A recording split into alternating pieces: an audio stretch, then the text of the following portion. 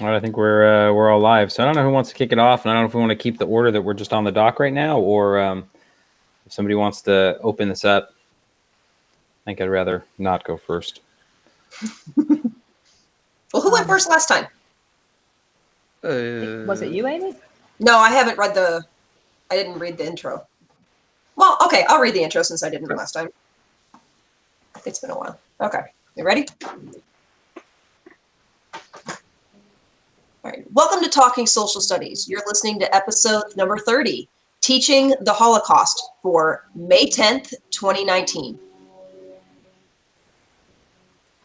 This is the podcast where we talk about social studies and education today. Here you will find conversations about and strategies, resources, ideas, and more, all designed to help today's social studies teachers impact their students.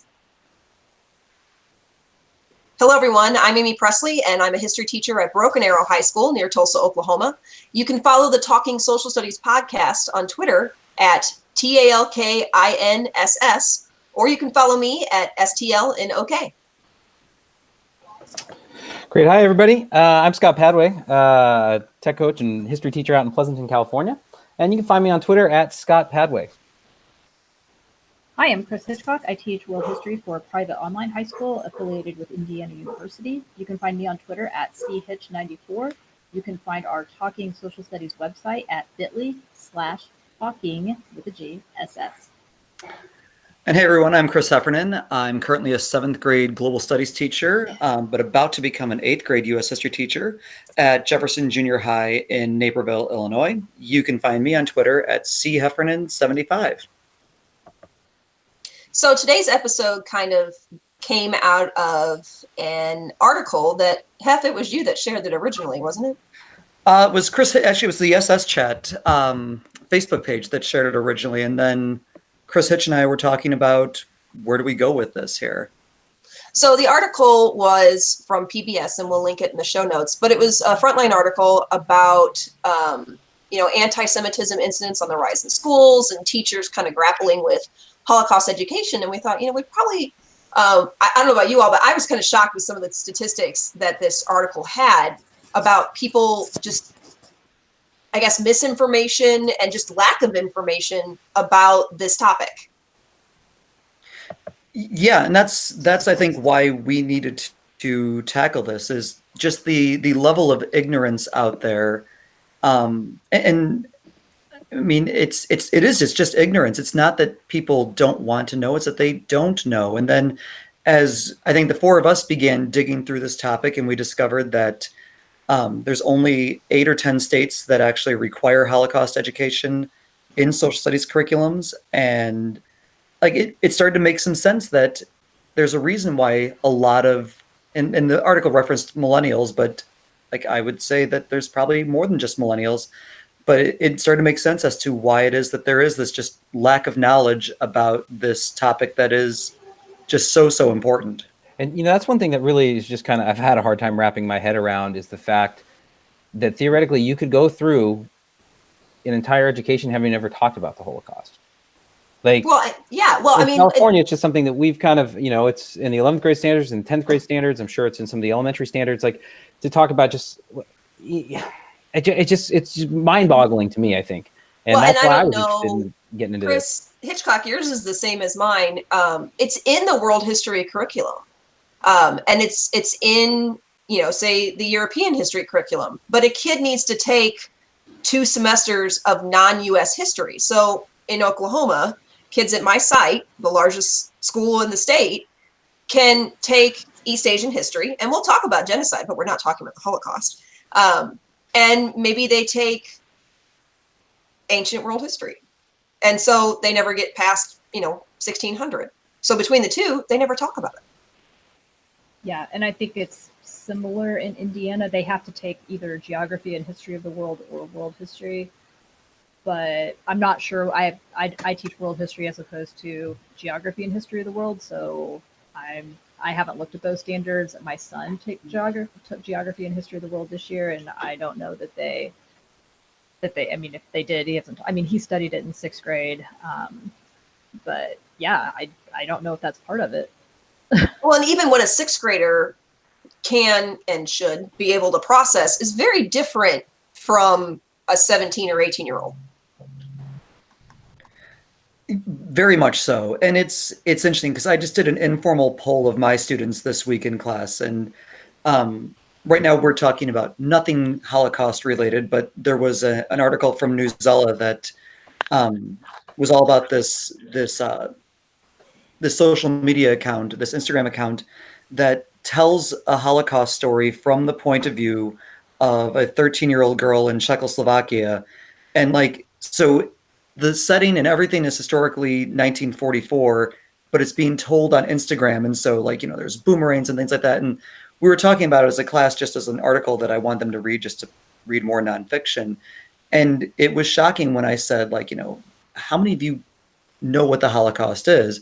And most of them put their hands up. But then when I dove a little bit deeper and found out that, there was a combination of like the Holocaust is being anti-Jewish, and almost no kids knew what anti-Semitic, they didn't know the term anti-Semitic, but they knew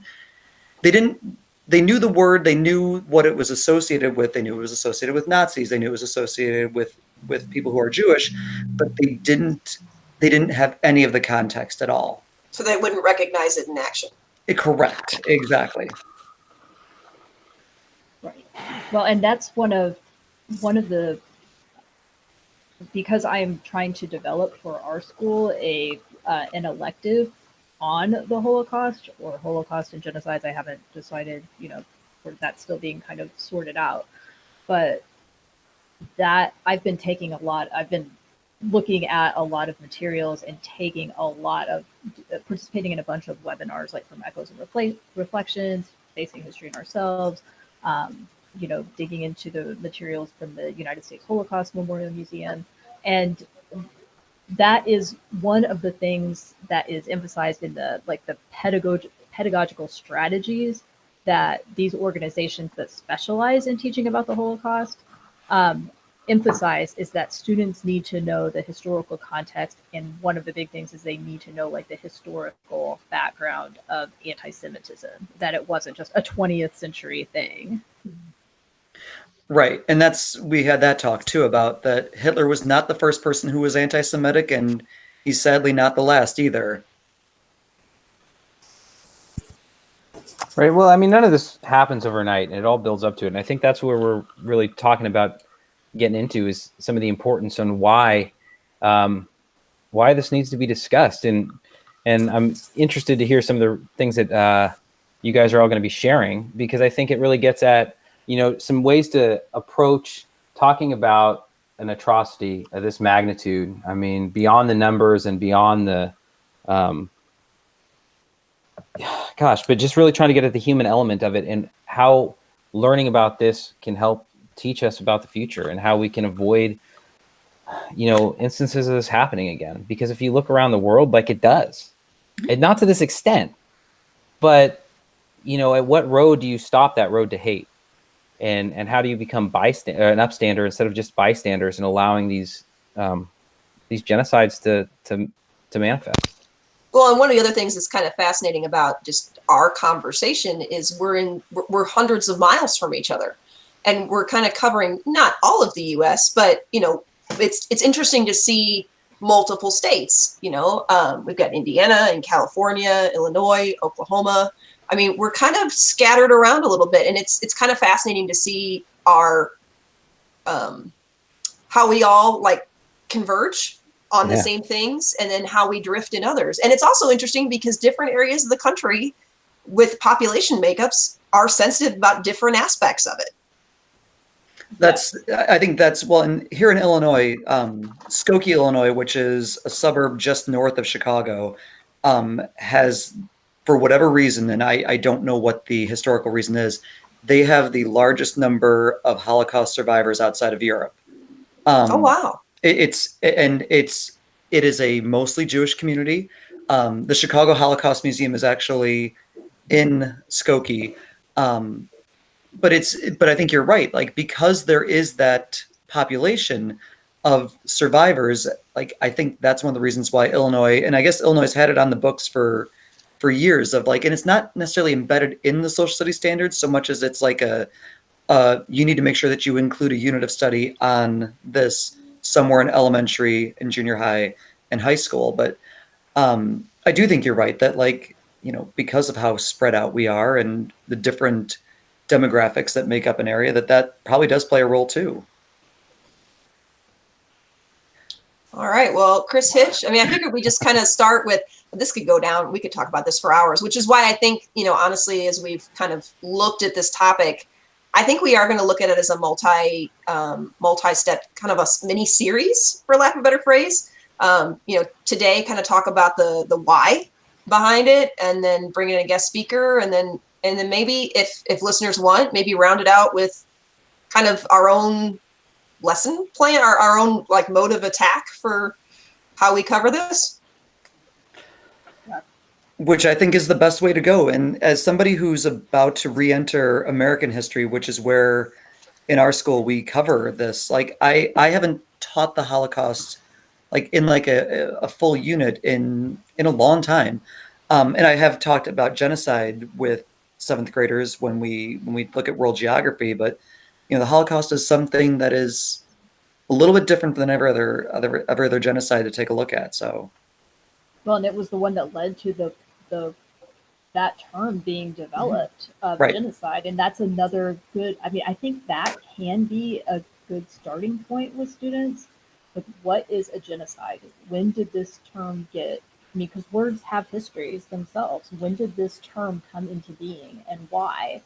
And then that gives you kind of an one entry point to beginning that study, and then you can look into other words too, like anti-Semitism, and you know, some of the backstory of anti-Semitism and its long history, and how that, you know, kind of factors into, you know, and how that can manifest. And I think, you know, with the 10 stages of genocide, and talking about people make decisions based on what they feel, and those decisions can lead to actions, and people don't, these are not things that had to happen. People could have chosen differently.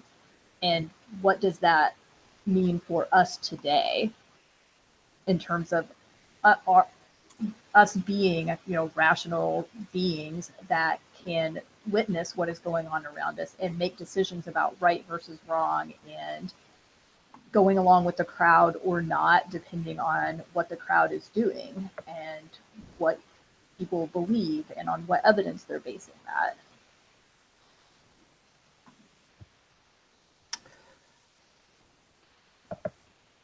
So, I mean, it sounds like we all kind of, in the course of our conversations, I mean, Chris, you talk about starting with the defining the term, and what are some, I guess, some of the stuff that you've gone to study, some of these workshops. And I know at least, you know, one of them I ran into you at, which was awesome. Yeah. Well, this year actually, or this past year at NCSS, one of the workshops that I went to was, one of the sessions that I went to was the 10 stages of genocide. And I have to be perfectly honest, I had not really come across that before that point. And since then, I have heard it in a lot of those other trainings that I've been in. But I think that can be another good factor. And it's really interesting to think about, you know, like I started teaching in the mid 1990s, and just thinking about like how my practice of teaching in general, but also teaching this topic specifically of the Holocaust, has changed quite a bit. Oh, yeah. And so I think that might be, an interesting, you know, maybe we could kind of look into or talk about how we've changed our approaches to teaching the Holocaust and helping students kind of grapple with this. You know, I know in the past, you know, I would have probably, you know, used pictures and videos maybe less selectively than I do now, because I don't want students just to focus on people as victims and focus on these like these very disturbing images that they may not be mentally and emotionally ready for.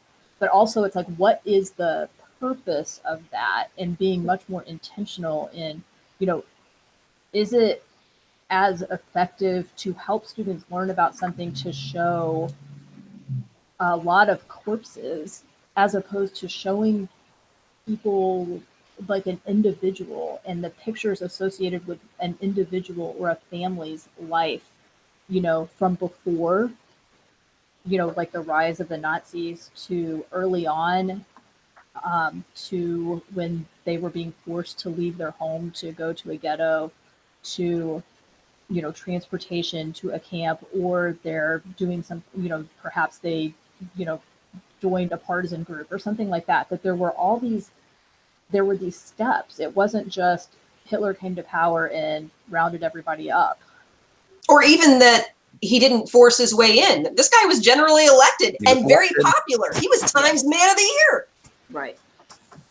Well, and Chris, to what you were just talking about there, like, I think that's where, and again, being a junior high person, like, historical fiction is such a good gateway to get to show that whole thing of, like, to show what life was like before Hitler, and then in the first few years of Hitler's reign, and then when the concentration camps came, and then the death camps came, like, and you see the progression, because I think you're so right. Like, it's so easy to overwhelm kids with, you know, pictures and video. Like, I still can picture, I mean, I was in 8th grade 30 years ago, and I can still picture the video that my teacher showed me of a bulldozer going through a concentration camps, just moving the bodies. And, like, it is etched into my brain 30 years later.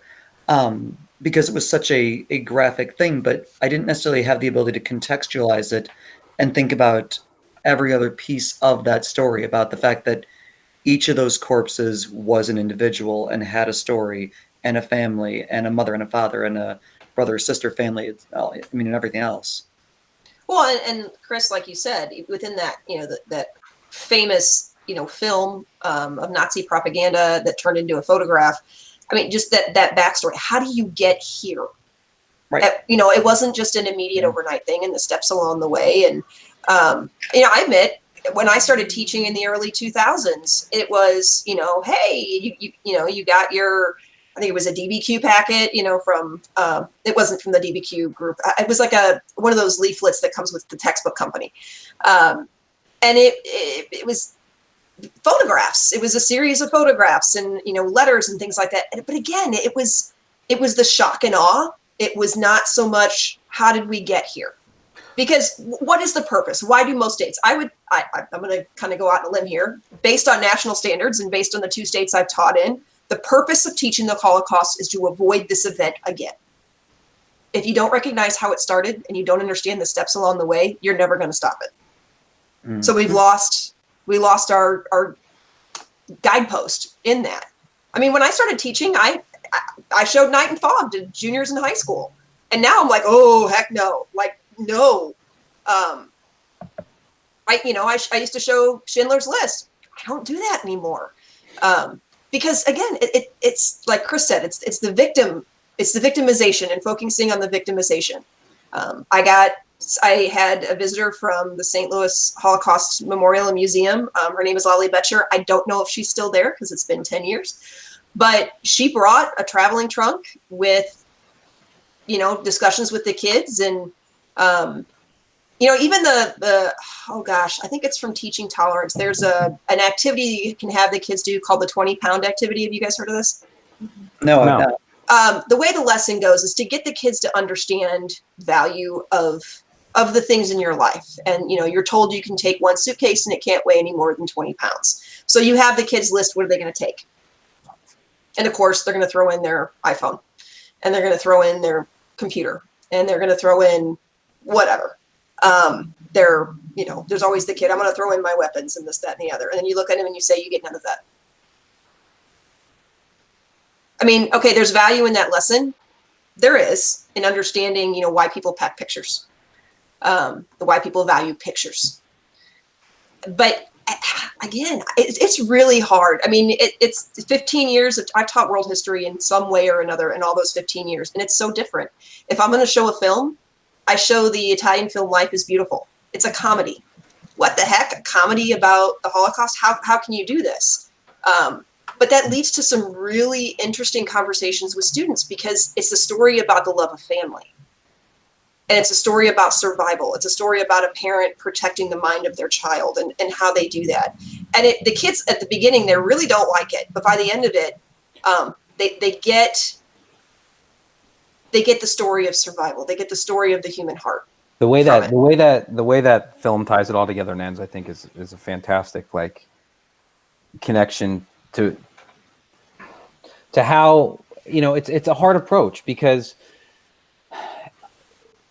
being like a fictional story, I think gives you kind of a gateway in terms of like the shock and awe. Like I remember watching Schindler's List in high school in 10th grade. Everyone watched Schindler's List, and it was, some of the images were so graphic. Some of the, like, I mean, I as a teacher, get worried about kids going home with nightmares. Well, I need to think the world is different. I mean, I'll be honest with you. When I was a junior in high school when Columbine happened. Yeah. You know, I was a high school kid myself. And now, I mean, we've seen the news in the last couple of days even. I mean, can you imagine being in the middle of Schindler's List and then I just like, I don't know. I don't have the stomach to do that now. Yeah. And it's, you know, what's interesting is like when I've gone to the Holocaust Museum in DC with kids, like I used to get so frustrated because there would be some kids who would finish the Holocaust Museum in like 25 minutes. And, you know, for me, like 2.5 hours that we have there is not enough time. Like I want to read everything. And it was last summer when I was talking to one of our students and she's like, I couldn't handle it. She's like, it was more than she's like, I didn't want to see anything else. And it really is, it's overwhelming. And I mean, and the Holocaust Museum is so well put together and so well done in DC. But even there, like there's still that, you know, the shock and awe of like, you know, the visuals of it. And like when you see like the model of a concentration camp, or even like there's the rail car. And then there's like all the shoes, and it's when you start to see all these empty shoes, it really is overwhelming. Like it is so overwhelming for kids. When you see the human hair at places, I'd like, say that always seems to, like when kids see the bolts of human hair, they can't, that's it. They're done. They're done. but you know, and I think that gets like, and maybe it's partly because of like our work together, like on this podcast, like I've really started to fall in love with audio itself. And I think the stories, you know, I look at it as two routes that you're talking about. You know, we're talking about this because of the bigger implications of like making sure history doesn't repeat itself, but there's also the faces to this story. I mean, you know, 11 million, okay, that's one number, but when you start diving into those individual stories, and again, like I think back to, you know, the experiences for me in school and like the Holocaust speakers that we've had and the opportunities that I've had to hear the people who are actually like there to bear witness to it. It's not about images. It's about these stories of survival. And I think it's, you know, as we get farther and farther every year, I mean, we have less and less survivors left to tell those. I think it's a responsibility, you know, as teachers to help share those stories out. And I think there's tons of, I mean, there's all sorts of places that you can go to find quality, like archived stories, but I think it's that human face to it. Well, and now there, I mean, that in-service thing that Chris and I went to at NCSS, the, oh gosh, Chris, help me out. It's the Shoah Foundation, correct? Where now it's interactive holograms where it recognizes questions you ask and they tell your story like you're having a conversation with this person. Wow. Which, I mean, that just makes the hair on my arm stand on end. Well, Chris, you saw this, didn't you? It's at the one in Chicago. I have not seen it yet, but my son went last year and he was fascinated by it. I think we talked about this in one of our other episodes, but yeah, it's holograms, and like they I guess at the Chicago Holocaust Museum like videoed so many different survivors, and again because of their location in Skokie where they have all these survivors accessible. Like they documented as much as they possibly could, and then began to like, I don't understand the technology of it, but yeah, it's all about like when it hears a keyword in a question, like it knows like what kind of response to give, and it's a fascinating way. And for like my son, it was like he said it was like he was talking to a human being there. Are they like you're talking to kids, or are you talking to like the actual like survivor, like as an adult? I believe the survivor as an adult. I'll have to double check on that, but I'm pretty sure that's what it is.